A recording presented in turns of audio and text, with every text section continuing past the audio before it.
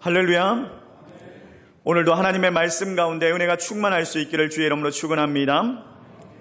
미국의 어느 단체가 재미있는 시험을 냈습니다. 어떤 시험을 냈냐면 지나가는 사람들에게 돈을 빌리는 거예요.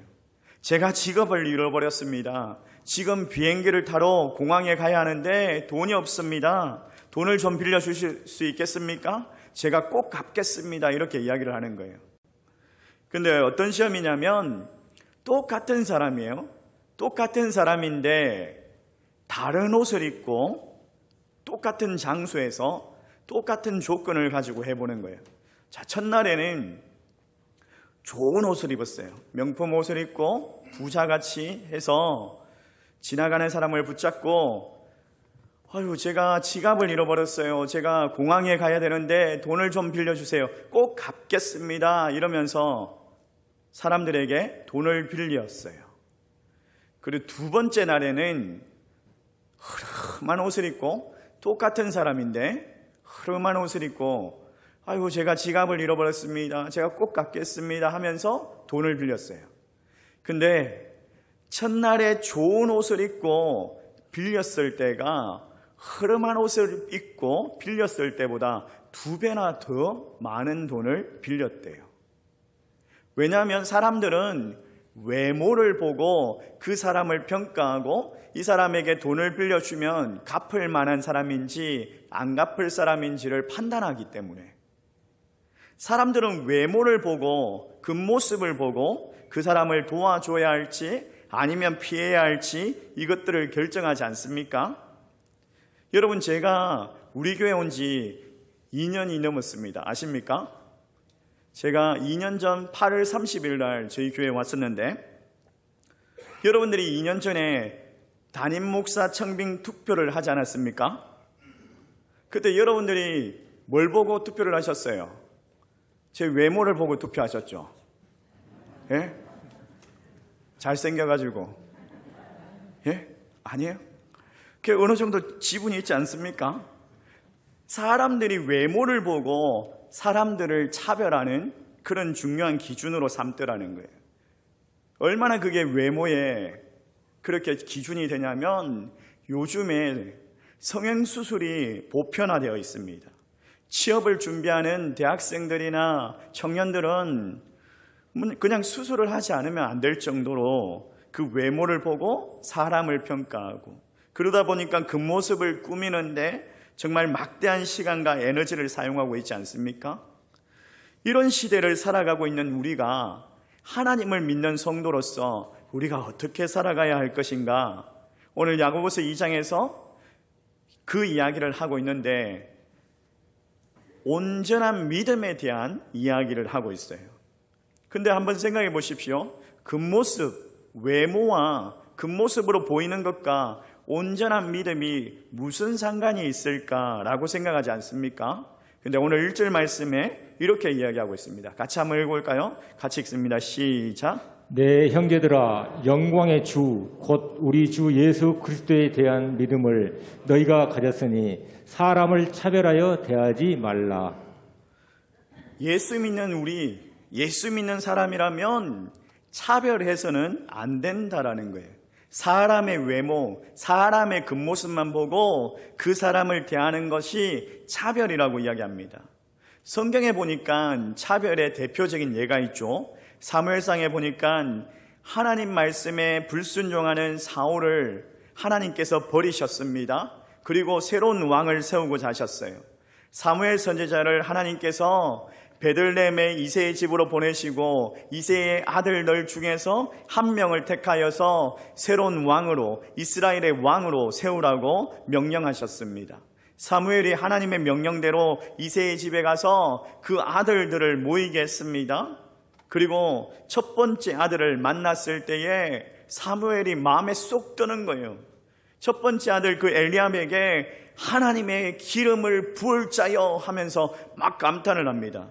그런데 하나님께서 그에게 뭐라고 말씀하십니까? 사무엘상 16장 7절 말씀에 우리가 너무나 잘 알고 있는 말씀인데 우리 다시 한번 더 읽어봅시다. 같이 읽습니다. 시작. 여호와께서 사무엘에게 이르시되 그의 용모와 키를 보지 말라. 내가 이미 그를 버렸노라. 내가 보는 것은 사람과 같이 아니하니 사람은 외모를 보거니와 나 여호와는 중심을 보느니라 하시더라. 하나님의 위대한 선지자예요. 하나님의 명령을 직접 듣고 그 명령대로 행하는 선지자 사무엘이 어떻게 했어요? 엘리압, 이새의 첫 번째 아들, 그의 용모와 키를 보았다라는 거예요. 그의 용모와 키를 보고 그를 선택했다라는 거예요. 이게 차별이 있던 거죠. 사람은 외모를 보는데 하나님은 뭘 보신다? 중심을 보신다. 중심을 보신다. 하나님께 중요한 것은 외모가 아니라 중심이라는 거예요. 그 말은 하나님은 차별이 없으신 분이시다. 우리 예수님도 마찬가지죠. 하나님의 아들이신 그 예수님, 사람을 외모로, 겉모습으로 차별하지 않았습니다. 그래서 대제사장들과 장로들이 예수님을 세리와 죄인들의 친구다라고 하면서 별명을 붙였죠. 그만큼 사람의 외모, 직업, 재산, 학력, 어떠한지 그걸 구별하지 아니하고 그의 중심을 보시고 그를 좋아하셨다. 사랑하셨다. 하나님은 차별하지 않으신다는 거예요. 근데 너희가 어떻게 하나님을 믿는다라고 하면서 차별을 하느냐? 하나님을 믿는다라고 하면서, 예수님을 믿는다라고 하면서 차별하면 안 된다라는 말을 1절 말씀에 하고 있는 거죠. 근데 이건 그냥 차별이 아니에요. 믿음에 관한 이야기다라고 말을 하고 있어요. 근데 여러분 구별해야 할 것이 있습니다. 야고보서 2장에서 말하고 있는 차별은요, 차별금지법에서 말하는 그 차별이 아니다라는 거. 차별금지법이라는 말이 참 좋은 말이죠. 차별을 하지 말자라는 거잖아요. 근데 그 차별금지법 안에는 정말 악랄하게 숨어있는 악법이 있어요. 동성애를 합법화하려고 하는, 동성애가 죄인데도 불구하고 그것을 죄가 아니다라고 하면서 공포하려고 하는 그런 악랄한 법이 있다라는 거. 그래서 우리가 반대하는 것 아니겠습니까? 그걸 알고 우리가 차별금지법 그냥 말로만 좋아하지 말고 그 말이 아니라 숨어있는 그 법, 그게 뭐냐? 그러면서 우리가 반대를 해야 하는 거예요. 야고보서에서 말하는 차별은 그런 차별이 아니에요.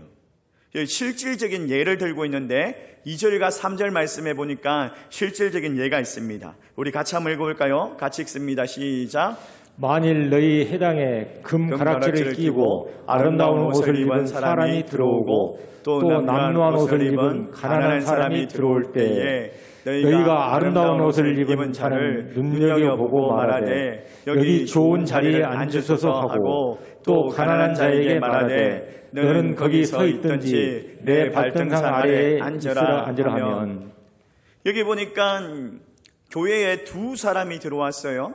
한 사람은 좋은 옷을 입고 금가락지를 끼고 누가 봐도 부자구나 라는 것을 알 수 있는 그런 사람이었고, 한 사람은 정말 흐름한 옷을 입고 병약해 보이는 그런 사람이 교회에 들어왔더라는 거예요. 근데 교회에 앉아있는 성도가 부자를 보고는요, 여기 좋은 자리가 있습니다, 좋은 자리가 있으니까 여기 앉으십시오 라고 권하는데, 가난한 사람들을 보고는요, 에이, 당신은 거기 서 있든지 그냥 바닥에 앉든지 이러면서 차별을 하는 거예요.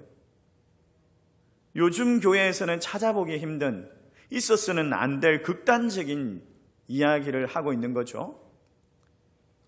실질적으로 이민교회의 목사님께서 예를 들어가지고 말씀하시는 걸 들었는데, 실질적으로 그런 일이 있었는 거예요.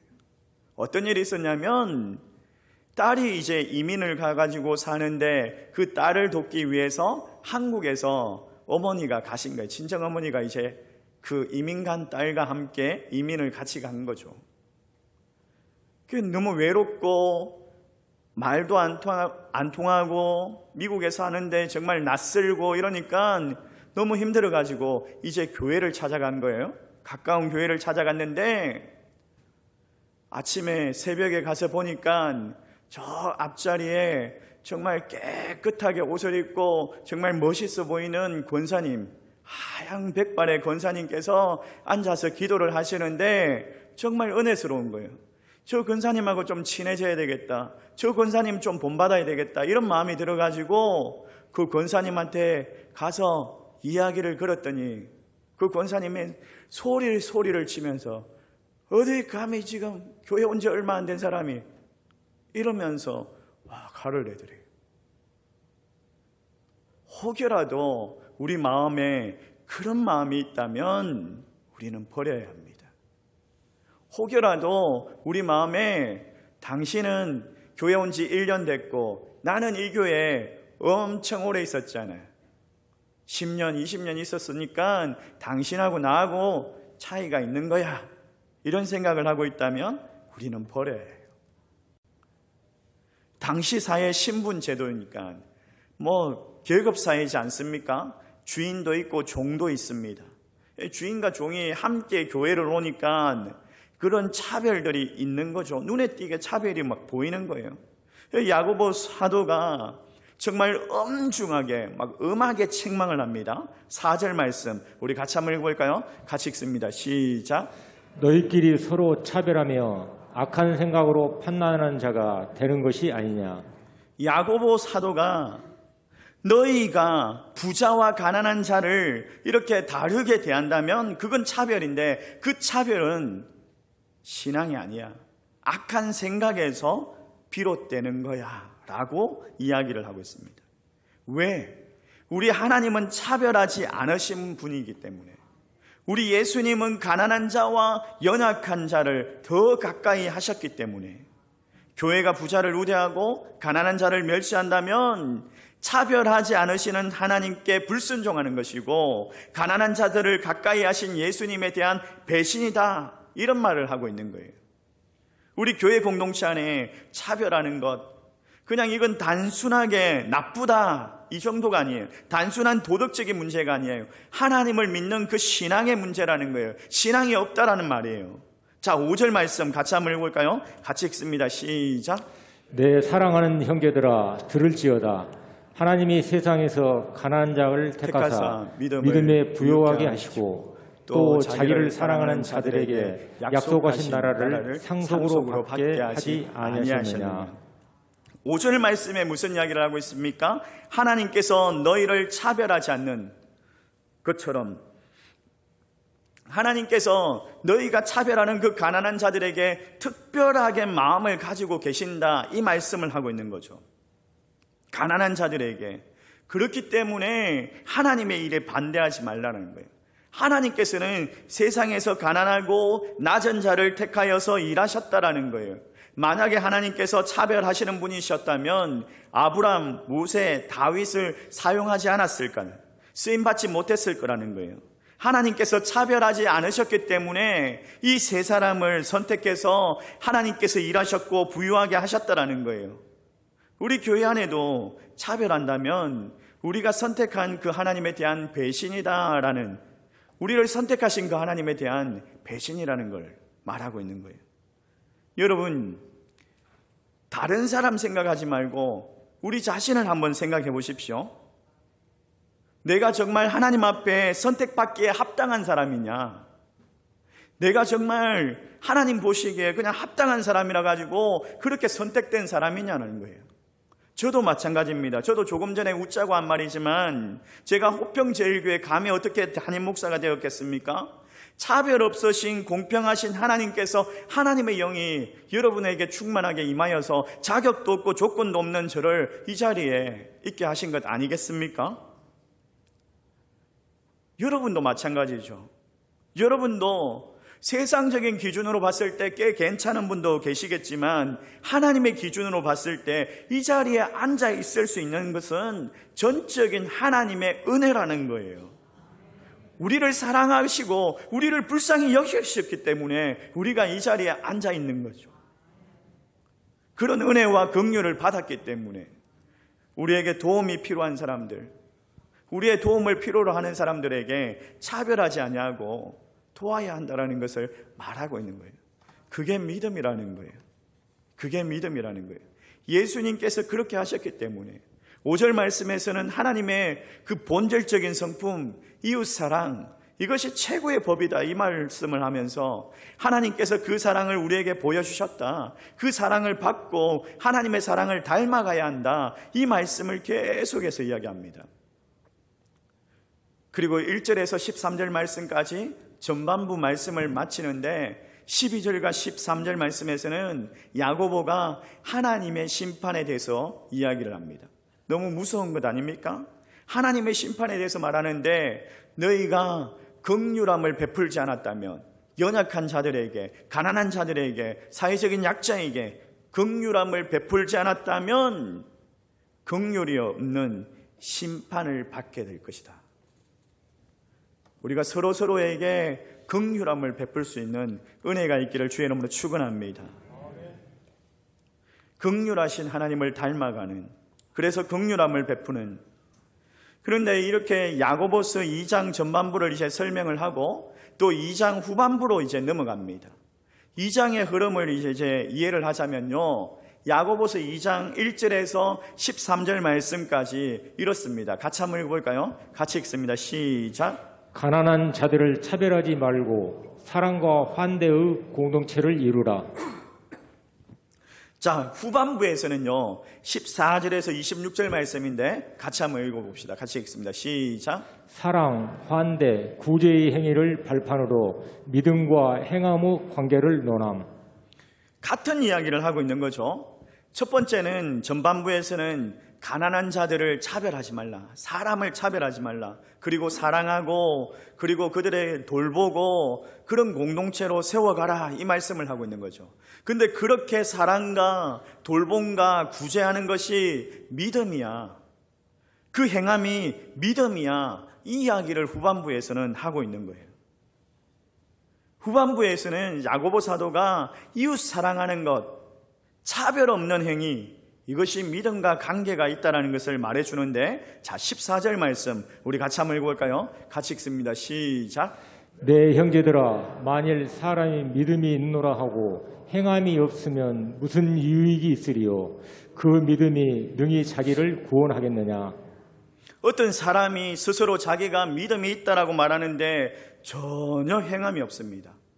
말만 하는 거예요. 행함 없는 그 믿음이 그 사람을 어떻게 구원하겠느냐, 이 말씀을 하고 있는 거죠. 그러면서 15장 16절 말씀에서는요, 헐벗은 형제나 먹을 것이 없는 사람들에게 야 가서 평안히 가라, 듣게 하라, 배부르게 하라, 이렇게 하면 그 말이 무슨 쓸데가 있느냐, 이 말을 하고 있는 거죠. 정말 어떤 성도가 제대로 먹지도 못하고 있어요. 옷도 잘 없어요.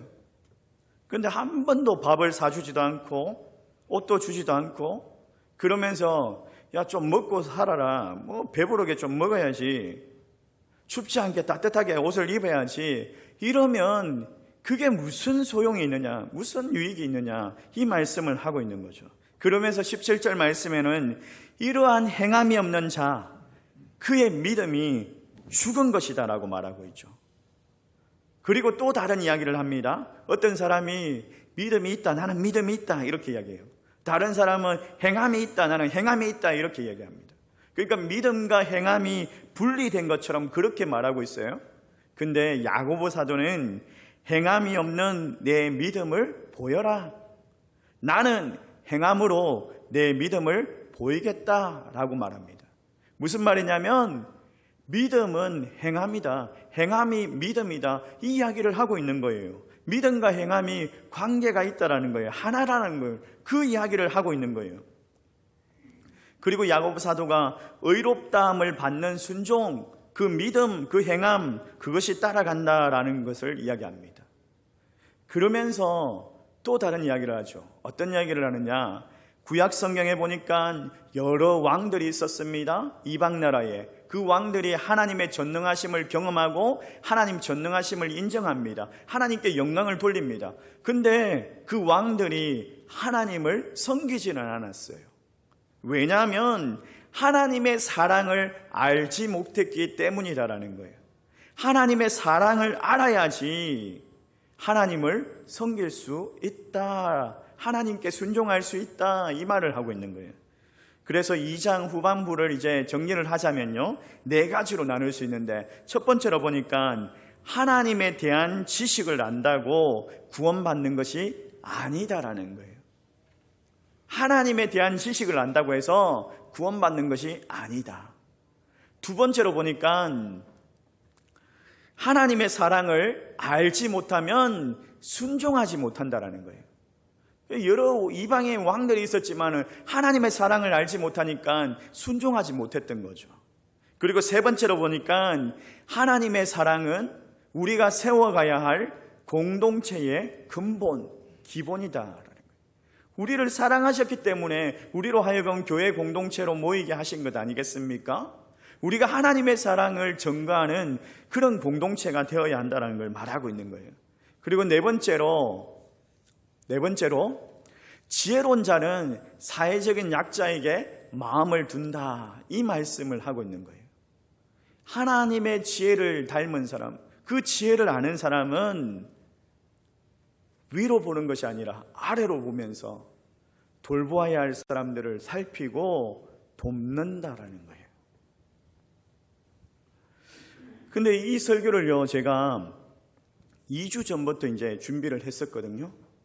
2주 전부터 이제 준비를 했는데, 지난 주일날 어떤 사건이 일어났어요. 어떤 사건이 일어났냐면, 설교 본문을 가지고 계속 묵상하면서 이제 설교 본문을 또 주석이나 또 참고하면서 연구하고 이렇게 있는데, 새벽에 이제 운동을 좀 하려고 배드민턴 동호회에 가입을 한 거예요, 제가. 금곡 배드민턴 클럽에 가입을 했는데, 가입을 안 하고 싶었는데 연세 많으신 분들이 막 와가지고 막 이렇게 가르쳐 주겠다, 가입하라 이래가지고 가입을 한 거예요. 했는데 그 클럽에 좀 이상한 분이 계시는 거예요. 얼마나 이상하냐면 쉴 새 없이 말해요. 쉴 새 없이 1분 1초가 아깝다 하고 말을 계속 하시는 거예요. 그분하고 있으니까 너무 피곤한 거예요. 에너지 소모가 많이 정말 힘든 거예요. 근데 그분이 어떻게 하다 보니까 어디서 오셨냐 막 이렇게 막 물어보다가 호평제일교회 뭐 이렇게 뭐 목사들이다 뭐 이러면서 목사님들입니다 뭐 이러면서 목사들입니다 이러면서 막 소개하고 이러다 보니까 자기가 교회를 오겠대요. 교회를. 그래서 속으로 교회 안 왔으면 좋겠는데 저 사람 교회 좀 안 왔으면, 우리 교회는 안 왔으면 좋겠는데 주평경교회나 가시지 이러면서 교회를 오겠대요. 너무 이렇게 그런 거예요. 이렇게 속으로는 그렇게 생각하면서 말씀을 보면 차별하지 말라고 하는데, 야, 이게 고통스러운 거예요. 고난스러운 거예요. 그분이 또 중심이 안 좋아. 중심이 어떤 중심이냐면, 교회를 오겠다라는데 하나님 알고자, 하나님 믿고자 교회 오는 것이 아니라 50대 중반인데 자기가 결혼을 안 했대요. 교회 다니면 자매를 소개시켜 달래요. 근데 소개시켜 줄 만한 자매가 없을 것 같아. 그분한테 소개시켜 주면 큰일 날 것 같아요. 큰일 날 것 같아. 속으로는 교회 안 왔으면 좋겠는데 이러면서. 근데 우리 전도사님이 친절하게 예배 시간을 안내를 하고 우리 위치가 어디 있다는 걸 안내를 하고 정기 누설을 하는 거예요. 못 찾는다라고 이야기를 하라 이러고 싶은데 말은 못 하겠고 제가 옆에서 지켜보고 있는데 친절하게 막 전도를 하고 있는 거예요. 그분을. 그리고 이제 왔어요. 근데 이제 계속 좀 갈등이 되는 거죠. 말씀 가지고 또 그분 생각하니까 차별하지 말라라고 설교를 할 건데 이런 마음이, 하나님 이런 중심이 제가 차별하는 거 아닙니까? 그 말 많다고 해서 교회 오지 말라고 하면 되겠습니까? 하나님 어떻게 해야 됩니까? 이거 목사가 이러면 안 되는데 이러면서 막 기도가 되는 거예요. 금요 성령 집회 때 제가 이 이야기를 했어요. 이야기를 하니까 마치고 나가는데 우리 권사님이 저를 불러요. 권사님 막 부르더니 목사님 누구누구 아닙니까? 이러는 거예요. 그분 이름을 막 이야기를 해요. 근데 그분 이름을 제가 통성명을 안 해가지고 제가 그분 이름은 잘 모르겠어요. 근데 그 권사님이 그분 절대 우리 교회 오면 안 됩니다. 못 오게 하십시오. 못 오게. 우리 교회 큰일 납니다 이러면서 그분에 대해서 막 이야기를 하는데 더 심각한 거예요. 그분이 너무 문제가 많은 거야. 그래서 막 클럽에서 쫓겨나고 막 이런 거예요. 아니 그분 말에 의하면 클럽 사람들이 좀 이상해가지고 자기를 왕따시키고 자기를 쫓아냈다 이렇게 이야기하는데, 자기가 그냥 다른 데로 옮겼다 이렇게 이야기를 했는데, 또 다른 분의 이야기를 들으니까, 그 권사님 이야기를 들으니까 그분이 이상해가지고 쫓겨난 거예요. 그래서 더 고민되는 거예요. 진짜 오면 어떡하지 이러면서, 야 하나님 이분 진짜 우리 교회 온다면 어떡하죠 하나님 이러면서 그날 저녁에 기도를 했지 않습니까? 기도를 하면서 하나님 그분이 온다면 제가 막지 않게 해주세요. 막지 않게 해주세요. 정말 오지 말라고 막고 싶은 마음이 정말 간절한데 하나님 제 행동에서도 그런 모습이 나오지 않게 해주세요. 차별하지 말라라고 이야기하면서 목사가 차별하면 되겠습니까? 하나님 이런 사람도 있고 저런 사람도 있고 하나님 다 수용할 수 있는 그런 마음을 주세요. 그리고 그분이 예수를 믿고 중심이 변화되는 그런 은혜를 허락하여 주시옵소서라고 그렇게 기도가 나오는 거예요. 야, 설교를 준비하면서 이런 일이 있구나 이러면서, 여러분 말씀을 정리하도록 하겠습니다. 우리 기독교 신앙은 위로 올라가는 것이 아니에요. 우리는 예수님처럼 아래로 내려가는 거예요. 우리가 올라가려고 하면 계속 고꾸라질 수밖에 없어요. 우리가 내려가고 하나님을 올려드리면 하나님께서 우리를 올리십니다. 하나님께서 우리를 높이십니다. 우리가 위에 보면서 우리보다 더 잘 사는 사람들을 보면서 부러워하고 나는 언제 저렇게 살아보나 이러면서 사는 것이 아니라, 가난한 자들을 바라보면서 뭔가를 더 도울 것이 없을까? 어떻게 하면 저분을 도울 수 있을까? 이런 생각을 하면서 하나님 기뻐하시는 그 믿음, 그게 온전하게 되는 믿음이다라는 거예요. 누구라도 포용할 수 있고 용납할 수 있고 이해할 수 있는, 지금은 내가 옹졸해가지고 마음이 좁아가지고 그럴 수 없지만은 하나님 마음을 넓혀주시고 관심을 주시고 사랑을 주시고, 나도 그런 자였는데 그렇게 사랑받지 않았습니까? 그러면서 하나님의 사랑을 나타낼 수 있는 저와 여러분 되시기를 주의 이름으로 축원합니다.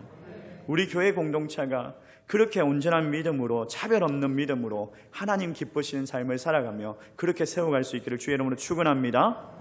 우리 함께 말씀을 생각하면서 함께 찬양